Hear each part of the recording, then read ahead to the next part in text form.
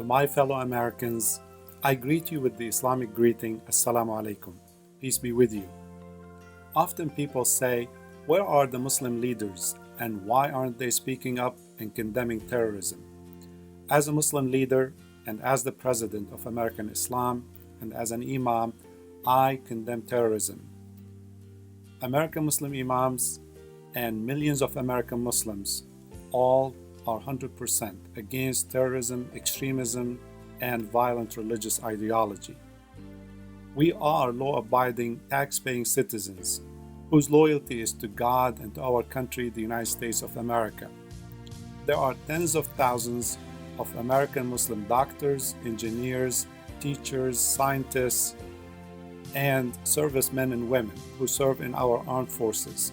As proud Americans, we pledge our allegiance to the flag of the United States of America and to the republic for which it stands, one nation under God, indivisible, with liberty and justice for all. As Muslims, we believe in one God, the God of Adam and Eve, the God of Noah, Abraham, Moses, Jesus, and Muhammad. God teaches us to love our neighbors as we love ourselves. God also teaches us to practice charity, peace, truth, honesty, love, justice, compassion, human brotherhood and sisterhood, and to advocate for religious freedom of all faith. God teaches us to follow the golden rule, that is to love for others what we love for ourselves.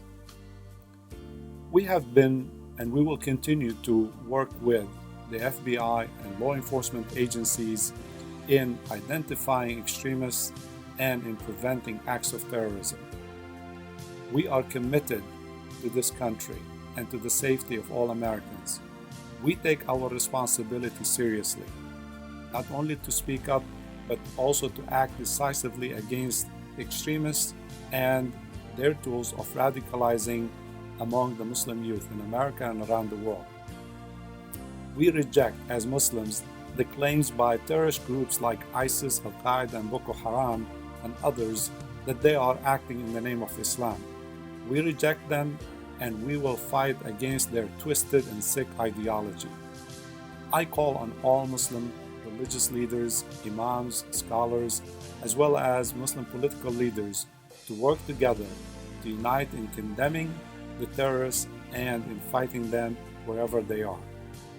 I also want to call on media leaders, especially Western media leaders, to please stop using the terms Islam, Islamic, Islamist, Muslim, jihadi when describing terrorists and criminals, because that gives them religious legitimacy and cover.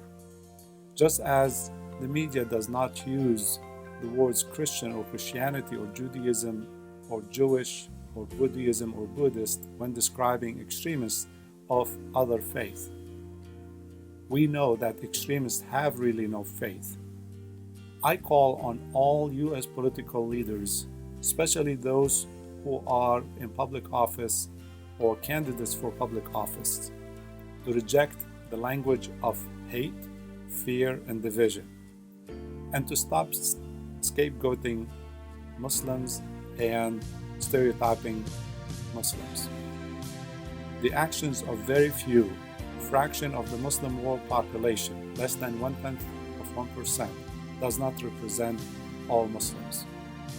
Finally, I invite all of my fellow Americans to find out for themselves about the true peaceful teachings of Islam and not to be misled by Islamophobic organizations and individuals, groups who want to put discord and chaos in our world.